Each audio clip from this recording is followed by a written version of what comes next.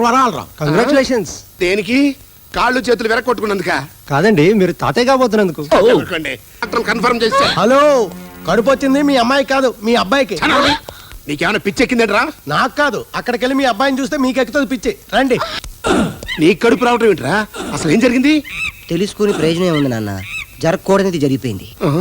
చి చి చి చి. రారా దరిద్రుడా.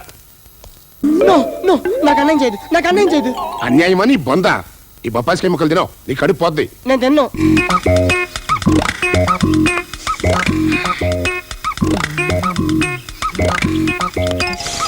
పుల్లడి చింతకి అబ్బా.